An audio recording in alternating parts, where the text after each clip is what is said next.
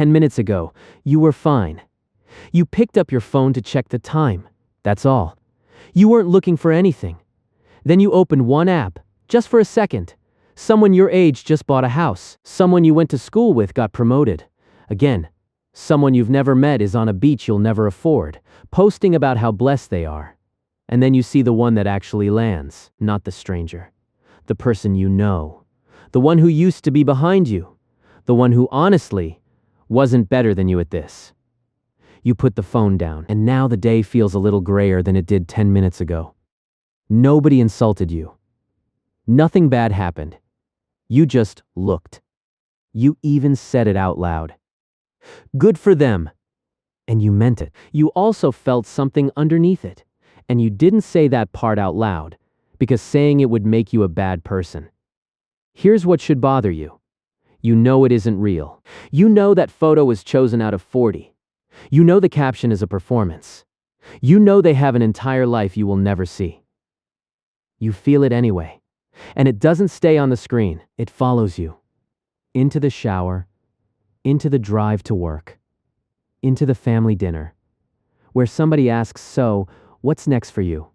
You feel behind. Not behind on anything specific, just behind. And if you're honest, you've felt that way for years, because the thing that ruined your afternoon is the same thing that taught you how to walk, how to speak, how to survive. You can't switch it off. It's not a bad habit, it's built into you. So why does something so natural make us feel so terrible, and what is it quietly taking from you? In 1954, a psychologist named Leon Festinger asked a simple question. How do you know if you're doing well? Not in numbers, in life. Are you smart enough? Fast enough? Doing okay? For your age? Festinger's answer was uncomfortable. You have no way of knowing. There is no internal ruler, no built-in scoreboard. There is only one method available to you. Look at other people. He called it social comparison theory. And his point wasn't that comparison is vanity. It's navigation. Think about how much of your life it quietly built. It's how a child learns to speak, by copying. It's how you learned what to wear to an interview. How hard work is supposed to be. What a normal salary is. A normal relationship. A normal life. Nobody handed you those answers. You worked them out by watching other people. Comparison isn't a flaw in the system. It is the system. Festinger noticed something else too. Something that explains a lot about how you feel today. We don't compare ourselves to everyone. We compare hardest against people who are like us. A billionaire's yacht doesn't sting. Your classmate's promotion does. Because your brain isn't asking who is the best in the world. It's asking a much older question. Am I keeping up with my group? And for most of human history, that worked beautifully. Your group was a village, a tribe, maybe 150 faces you'd know your whole life. That was enough information to know where you stood. Then the tribe got bigger. Today, before breakfast, you can compare yourself to more people than your great-grandfather met in his entire life, and not random people. The feed doesn't show you someone struggling quietly in a job they hate. It shows you the winners. That's what gets watched. So every scroll is what psychologists call upward comparison. Measuring yourself against someone above you. Over and over. Hundreds of times a day. Your brain treats each one as real information about where you stand.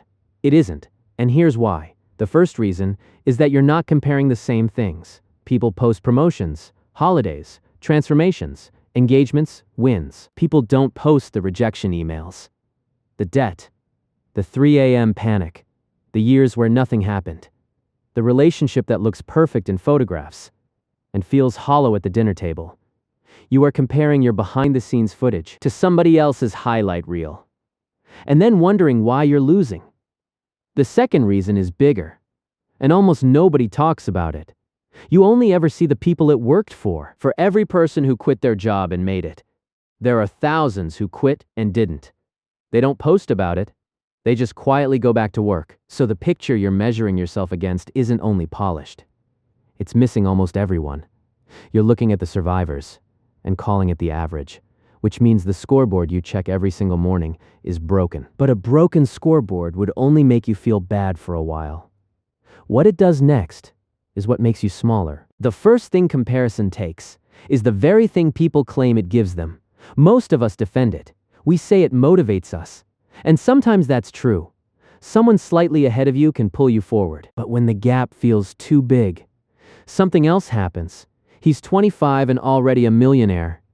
She's just more talented than me. I'm already too late. That's not motivation.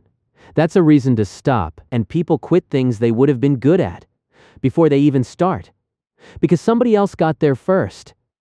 The second thing it takes is harder to notice, because it happens slowly. Comparison doesn't just change how you feel, it changes what you want. You start with your own idea of a good life. Then you watch 1,000 other lives, and quietly the goals shift. The car you never cared about. The job title you can't really explain to your parents. The number in a bank account that means nothing to you. You end up chasing things you never chose, just because you saw somebody else holding them. And the third thing it takes is the finish line itself. Because you think, once I reach that level, I'll finally feel okay. But we adapt. After we get the thing, the feeling fades, and the new level quietly becomes the normal level.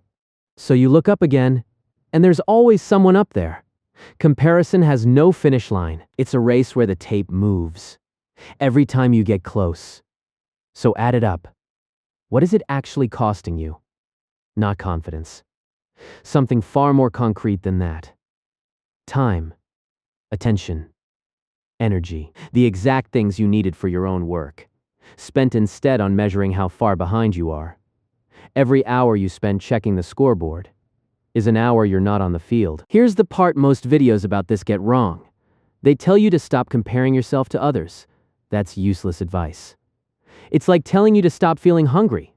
Festinger's real insight wasn't that comparison is bad. It's that comparison is a tool. And most of us are holding it backwards. Because the same look can tell you two completely different things.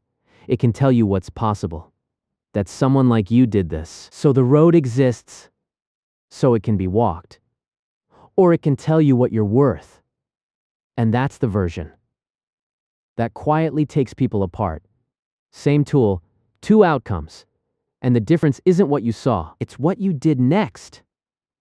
So the real question isn't whether to compare. It's what happens in the 60 seconds after. Because that's the whole thing. 60 seconds. Do you close the app and open the thing you're building? Or do you keep scrolling and let the measuring take the hours that the making was supposed to get? And if you want a ruler that actually helps, there's only one worth using. Not the person in the photo. You. 6 months ago.